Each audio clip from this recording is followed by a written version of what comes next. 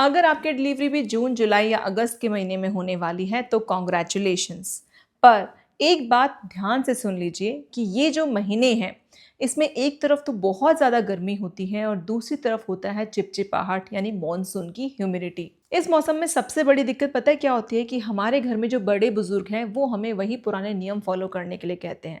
जैसे कि मोटी ब्लैंकेट पहननी है, डिलीवरी हुई है, आप फैन, एसी या कूलर नहीं चला सकते हैं और आपको गर्म काढ़ा पीना पड़ेगा। लेकिन फ्रेंड्स, गर्मी और ह्यूमिडिटी के इन मौसम में ये जो सारी गलतियां हैं, ये आपके और आपके न्यूबॉर्न बेबी जो होने वाला है उनके लिए सिवियर इन्फेक्शन और डिहाइड्रेशन का कारण बन सकती हैं। तो आज के इस वीडियो में हम बात करेंगे ऐसी 5 बहुत बड़ी गलतियों के बारे में जो कि जून से अगस्त के बीच में होने वाली डिलीवरी के बाद आपको बिल्कुल नहीं करनी चाहिए। सबसे पहली गलती, डिलीवरी के बाद फैन या एसी नहीं चलाना। घर में बड़े अक्सर ऐसा कहते हैं कि डिलीवरी के बाद जो माँ है और जो न्यूबॉर्न बेबी है उनको हवा नहीं लगनी चाहिए, वरना उनको सर्दी हो जाएगी। पर जून जुलाई की चिपचिपी गर्मी में अगर आप फैन या एसी नहीं चलाओगे तो आप और आपके बेबी को बहुत ज़्यादा स्वेटिंग होगी, पसीना आएगा। बच्चे की स्किन कितनी सॉफ्ट सेंसिटिव होती है, तो उनकी स्किन पर ज़्यादा स्वेटिंग होने से, ज़्यादा गर्मी से क्या हो सकता है, हीट रशेस हो सकते हैं, घमौरियाँ हो सकती हैं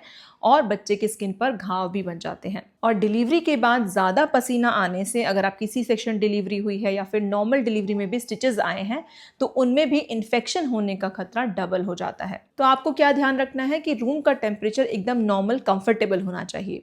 रूम में फैन चला सकते हैं, एसी भी 26-27 पर चला सकते हैं। बस ध्यान ये रखना है कि बेबी को फैन या एसी की सीधी हवा नहीं लगनी चाहिए। दूसरी बड़ी गलती होती है स्टिचेस यानी टाँकों का ध्यान ना रखना। तो फ्रेंड्स, जुलाई अगस्त का जो मौसम होता है वो बारिश का मौसम होता है, तो ऐसे में जो हवा है उसमें ह्यूमिडिटी काफ़ी ज़्यादा होती है। तो इस मौसम में कपड़े भी देर से सूखते हैं और पसीना वगैरह अगर आता है तो वो भी जल्दी नहीं सूखता है। तो अगर आपकी नॉर्मल डिलीवरी या सिजेरियन डिलीवरी हुई है तो जो आपके स्टिचेस वाला एरिया है जहाँ टाँके लगे हैं, उस जगह पर अगर पसीना या फिर मॉइस्चर रह गया ना, तो उस जगह पर बैक्टीरियल इन्फेक्शन होना आम बात है। तो आपको क्या करना है, आपके डॉक्टर ने जो आपके स्टिचेस हैं, टाँके हैं, उनको क्लीन करने के लिए जो एंटीसेप्टिक लिक्विड आपको दिया है, उससे उस जगह को, स्टिचेस को अच्छे से क्लीन करके उनको ड्राई रखना है। हमेशा ध्यान रखें कि आप लूज, कंफर्टेबल और 100% कॉटन वाले ही कपड़े पहने ताकि उस जगह पर हवा लगती रहे और इन्फेक्शन होने का खतरा ना हो। तीसरी गलती,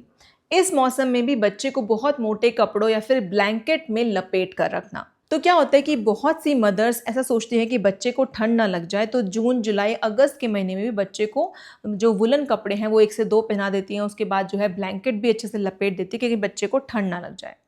पर होता क्या है कि आप ज़रूरत से ज़्यादा जो ओवर रैप कर रहे हो, बच्चे को ज़रूरत से ज़्यादा कपड़े पहना रहे हो, इससे बच्चे के शरीर में जो गर्मी है वो बढ़ सकती है। तो ये जो न्यूबॉर्न बेबीज़ हैं, ये अपने बॉडी का टेम्परेचर खुद से कंट्रोल नहीं कर पाते और आप बच्चे को जब बहुत ज़्यादा कपड़े पहना दोगे तो बच्चे की बॉडी जो है बहुत ज़्यादा हीट अप हो जाती है, बहुत ज़्यादा गर्म हो जाती है और इसकी वजह से बच्चे को जो है डिहाइड्रेशन, फीवर हो जाता है। तो आपको क्या करना है, बच्चे को सिर्फ एक सिंगल लेयर जो कॉटन के कपड़े हैं वो आप पहना सकते हैं। ढीले ढाले फुल स्लीव्स के पहना सकते हैं, पर वो कॉटन के होने चाहिए। और अगर आपको लग रहा है कि बच्चे को ठंड लग रही है तो बच्चे को जो कॉटन का ब्लैंकेट है, मलमल का आता है, वो आप उड़ा सकते हैं। बच्चे की गर्दन के पीछे हाथ लगाकर देखिए, अगर बच्चे को पसीना आ रहा है तो इसका मतलब है कि बच्चे को गर्मी लग रही है। चौथी गलती, पानी कम पीना या फिर सिर्फ गुनगुना पानी पीना। तो होता क्या है कि कई जगहों पर ऐसा रिवाज होता है कि डिलीवरी के बाद जो मदर है उनको बहुत कम पानी दिया जाता है ताकि माँ का जो पेट है वो बाहर ना आए। ये सबसे बड़ा और डेंजरस झूठ है। गर्मियों के मौसम में बच्चे को ब्रेस्ट फीड कराना है तो जो ब्रेस्ट फीडिंग मदर है उनको डबल पानी की जरूरत होती है। तो अगर मदर ही कम पानी पिएंगी तो एक तो मदर की मिल्क सप्लाई कम हो जाएगी और इसके अलावा मदर को कॉन्स्टिपेशन और यूटीआई भी हो सकता है। तो आपको क्या करना है कि इन गर्मियों के मौसम में भी आपको नॉर्मल टेम्परेचर पे या फिर अगर ठंडा पानी पीने का मन करता है तो जो मिट्टी का घड़ा आता है, उस साफ घड़े का पानी आप पीजिए अच्छे से। दिन में कम से कम 3 से 4 लीटर पानी पीना है। इसके अलावा आप नारियल पानी और जो फ्रेश छाछ होती है घर की, वो भी पीते रहें ताकि आपके शरीर में पानी की कमी बिल्कुल ना हो। और पांचवी गलती होती है इन गर्मियों के मौसम में भी बहुत ज़्यादा गर्म तासीर वाली चीज़ें खाना, बहुत गर्म लड्डू खाना या फिर गर्म तासीर वाला काढ़ा पीना। तो होता क्या है कि हमारी जो दादी नानी होती हैं वो डिलीवरी के बाद मखाने, गोंद, ड्राई फ्रूट्स के जो लड्डू होते हैं वो बनाकर देती हैं ताकि शरीर में अच्छी एनर्जी आए। तो नो डाउट ये बहुत अच्छे होते हैं खाना, पर जून जुलाई अगस्त में जब इतनी भयंकर गर्मी हो रही होती है और अगर आप उनको ज़रूरत से ज़्यादा खा रहे हैं ये सोचकर कि ताकत अच्छे से आ जाएगी, तो ऐसा करने से क्या होगा कि आपके पेट में भयंकर गर्मी हो सकती है और आपका न्यू बॉर्न बेबी जो आपका दूध पी रहा है उसको भी इससे जो है पेट में दर्द की परेशानी हो सकती है या कभी कभी उसका पेट खराब भी हो सकता है। तो आपको इन गर्मियों के मौसम में ऐसा नहीं है कि बिल्कुल ही लड्डू नहीं खाने हैं, खाइए, पर लिमिटेड अमाउंट में खाना है, ज़रूरत से ज़्यादा मत लीजिए। और गर्मियों का मौसम है तो हल्की चीज़ें अपनी डाइट में इंक्लूड करें।